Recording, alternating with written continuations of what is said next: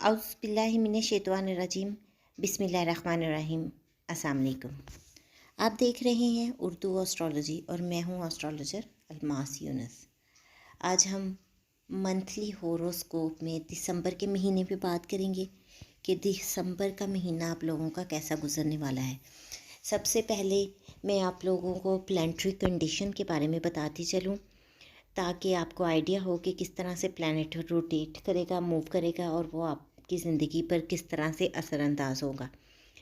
सबसे पहले तो 3 दिसंबर को मरकरी यानी कि स्यारा तारद ट्रांजिट कर जाएगा सैजिटेरियस में यानी बुर्ज कौस में। उसके बाद 6 दिसंबर को वीनस यानी ज़ोहरा बी बुर्ज कौस में ट्रांजिट कर जाएगी। फिर 16 दिसंबर को सन भी सैजिटेरियस में ट्रांजिट कर जाएगा। इस तरह से ये तीनों प्लैनेट सैजिटेरियस में मौजूद होंगे। फिर हम देखते हैं कि अतारद 28 दिसंबर को दोबारा ट्रांजिट करेगा और कैप्रिकॉर्न में चला जाएगा, जबकि कैप्रिकॉर्न में ही ये 29 दिसंबर को रेट्रो हो जाएगा, हालत रुजत में चला जाएगा और 30 दिसंबर को वापस ये सैजिटेरियस में ट्रांजिट कर जाएगा। इस तरह से पूरे मंथ में प्लैनेट आपकी कुंडली में जिन जिन घरों में होंगे उनमें डिफरेंट तरह के असरात छोड़ेंगे। इसको हम डिटेल से बयान करेंगे, लेकिन इससे पहले मैं आप लोगों से कहना चाहूँगी कि अगर आप लोग मेरे चैनल पर न्यू हैं तो सबसे पहले इसको सब्सक्राइब कर लें और बेल आइकन को प्रेस कर दें ताकि मेरी आने वाली वीडियोस के नोटिफिकेशन आप लोगों को रिसीव हो सके।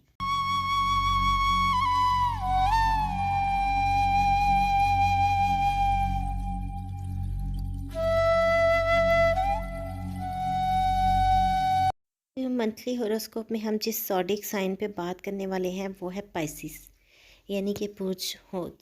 तो हम बुर्ज हौत के हमें लोगों को देखेंगे कि इस मंथ उनमें वाज़े तौर पर हमें सूफीज़म दिखाई देगा। ये लोग वेट भी गेन करेंगे, इनके जहन में वसी ख़यालात आएंगे, इनकी सोच बढ़ेगी, इनको बहुत सारी चीज़ें इनके ऊपर ओपन होना शुरू हो जाएंगी। बहुत सारे मामला जो इनके ख़राब थे इनको एक लाइन नज़र आ जाएगी कि किस तरह से इन्होंने आगे बढ़ना है। आप लोगों का फैमिली या घर डिस्टर्ब हो सकता है, तो आप कोशिश करें कि फैमिली में किसी भी किस्म की कोई ऐसी बात ना हो जिसकी वजह से डिस्टर्बेंस बने। देन हम देखते हैं कि मार्स आपके 3rd हाउस में रेट्रो पड़ा है। ये आपके लिए छोटे बहन भाइयों की हेल्थ को डिस्टर्ब कर सकता है, हमसायों के साथ लड़ाई करवा सकता है, छोटे बहन भाइयों के साथ लड़ाई झगड़ा करवा सकता है। ड्राइविंग में बहुत ज़्यादा एहतियात कीजिए। सफ़र पर निकलने से पहले सदक़ात ज़रूर दीजिए। आपका किसी किस्म का डॉक्यूमेंट का मसला भी बन सकता है, तो बहुत सारी चीज़ों को लेकर बहुत ज़्यादा कॉन्शियस हों। इसके अलावा हम देखते हैं कि ये आपके 8th हाउस का भी लॉर्ड है और यहाँ आपके वालिद की हेल्थ को भी डिस्टर्ब कर सकता है, आपको मज़हब से बागी कर सकता है, आप यहाँ पर कल्चर को लेट गो कर सकते हैं। यहाँ किस्मत आप का साथ ज़्यादा नहीं देने वाली। देन हम देखते हैं कि आप का मरकरी 10th हाउस में बैठा है, तो आप अपने करियर में, अपने जॉब प्लेस पे, अपने वर्क प्लेस पे अगर आपको किसी भी किस्म के मसाइल आते हैं तो अपनी वालदा से दुआ ज़रूर करवाएं। फिर आप अगर घर मकान की ख़रीद फ़रोख्त के बारे में परेशान थे तो यहाँ पर आप उनकी ख़रीद फ़रोख्त कर सकते हैं। आपके लिए एक अच्छी अपॉर्चुनिटी आ रही है। देन हम देखते हैं कि आपके 6th हाउस का लॉर्ड सन आपके 9th हाउस में पड़ा है। यहाँ किस्मत आपका साथ देगी। जॉब के लिए एफ़र्ट्स तेज़ कर दें।